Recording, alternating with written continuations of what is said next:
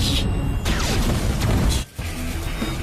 次我没能破掉你的神域格挡，这次我们再试。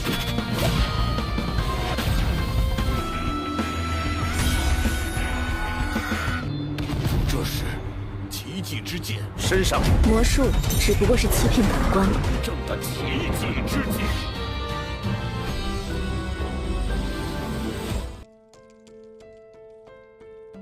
Halo rebahaners yang suka nyimakin animasi Donghua, selamat datang di channel Portal Donghua. Channel yang khusus membahas rekapan alur cerita Donghua terbaik di jagat raya. Yang pada konten kali ini, kami akan sedikit merekap bocoran Donghua, yang berjudul Throne of Steel, episode 46.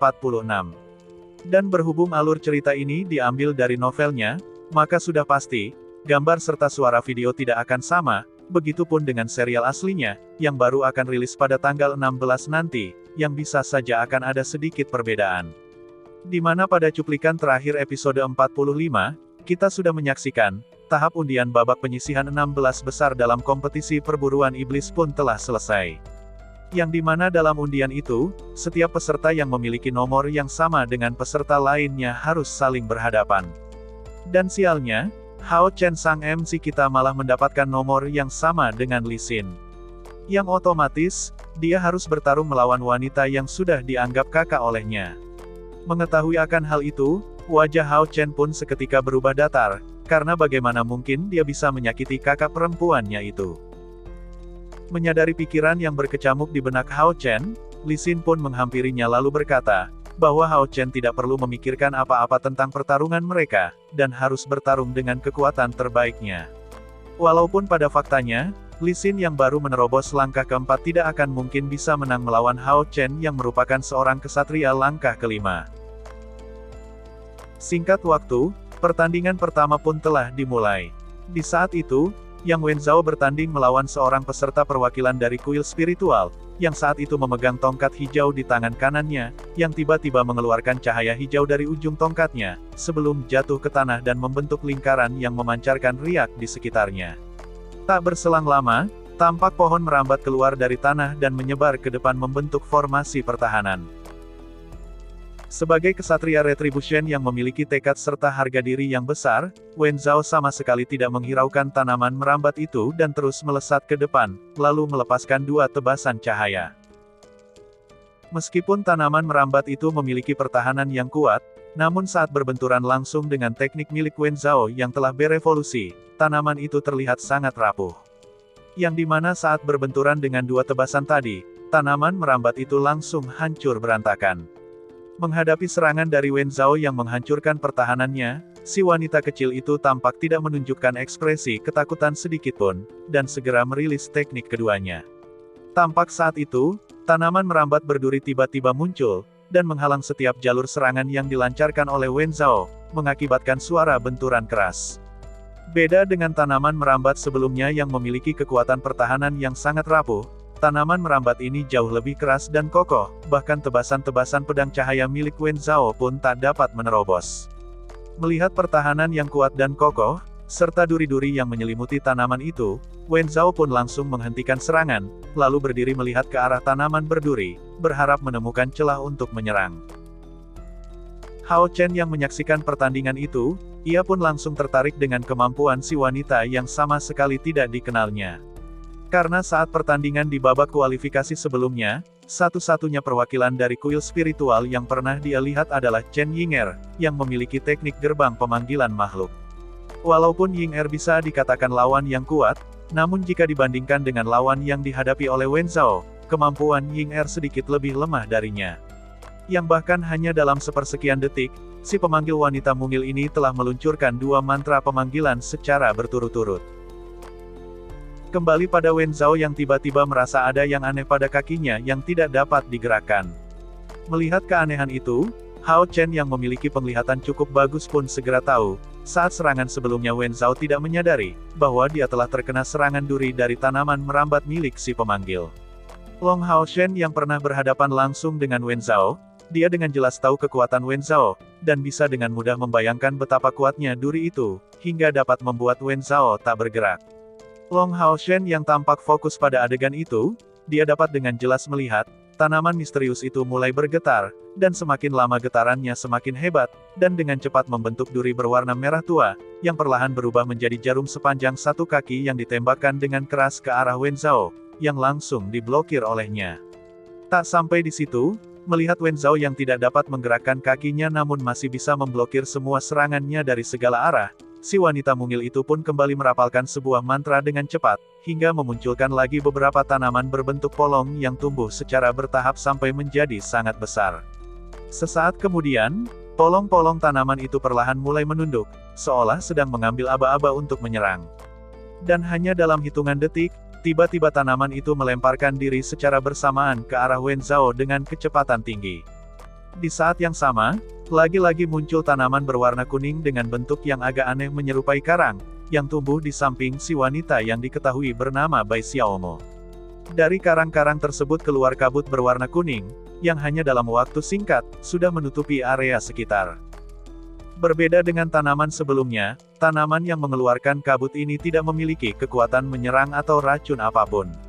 Namun setiap tanaman yang terinfeksi oleh kabutnya, akan bergerak seperti makhluk gila yang menyerang membabi buta.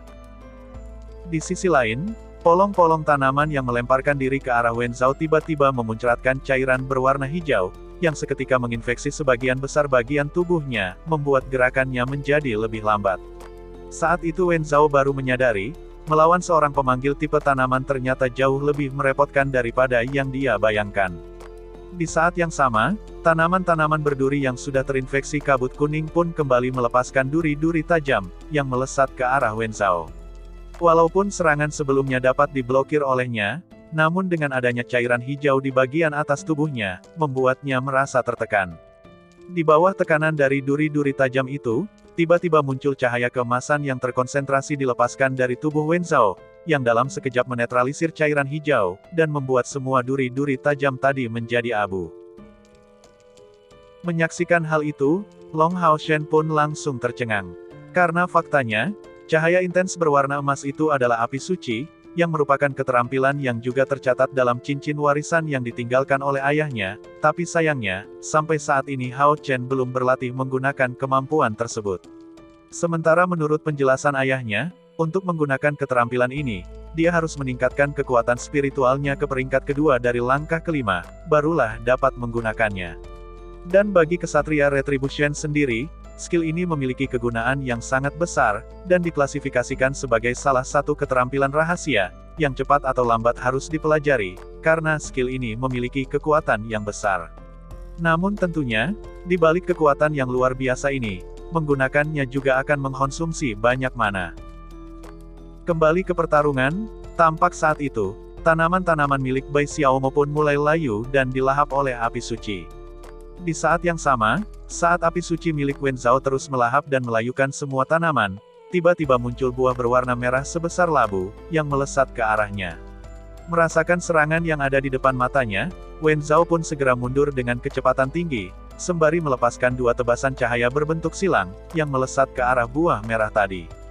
Di saat yang sama, Bai Xiaomo kembali merapalkan mantra sambil mengarahkan tongkatnya ke tanah, dan segera, 2 tanaman berwarna merah menyala seperti ceri tumbuh dengan kecepatan tinggi, yang dalam sekejap mengangkat tubuhnya ke udara.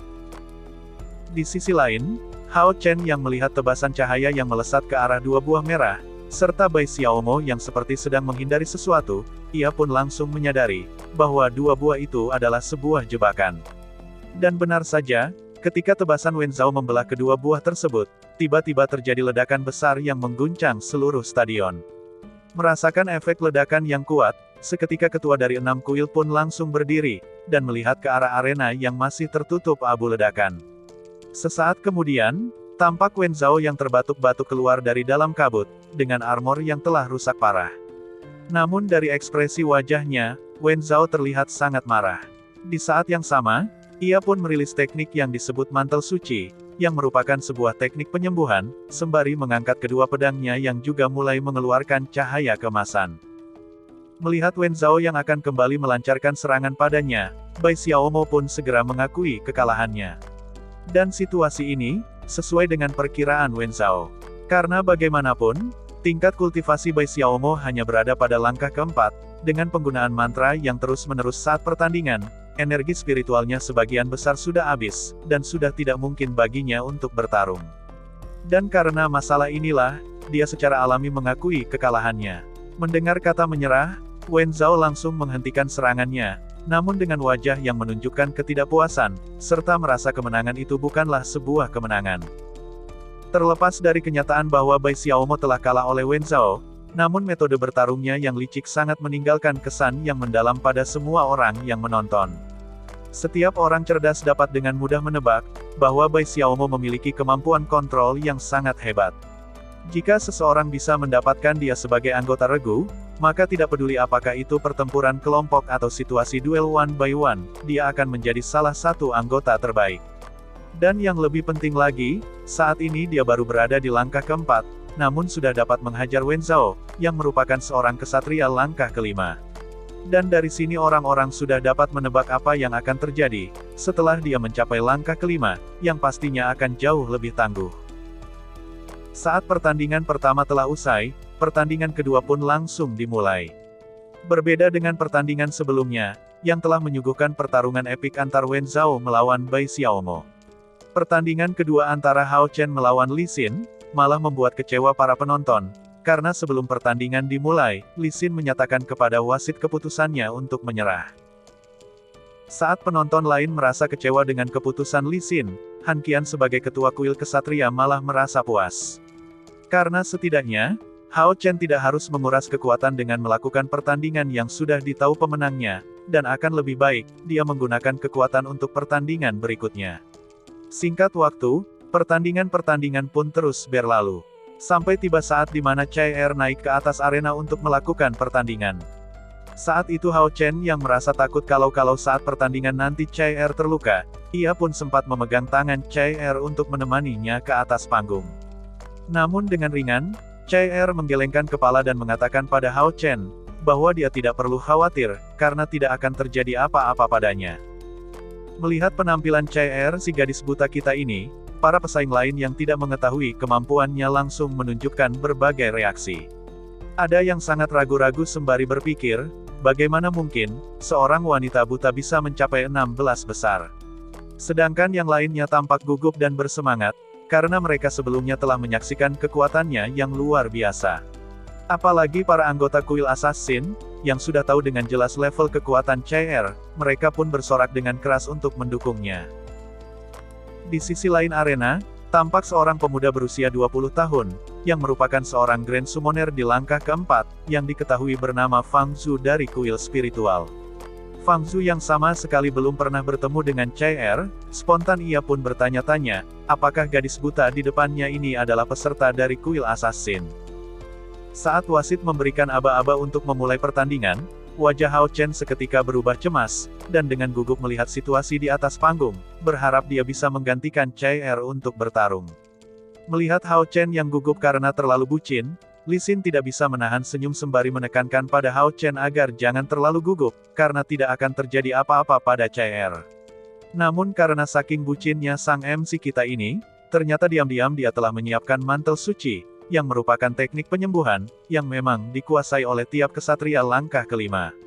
Jika terjadi apa-apa pada Chai Er, dia akan segera bergegas ke arena untuk mengobatinya, walaupun kemungkinan, hal ini akan melanggar peraturan kompetisi. Kembali ke area, meskipun Fang Zhu belum pernah melihat Chai Er dalam pertempuran, namun dia tidak berani meremehkannya.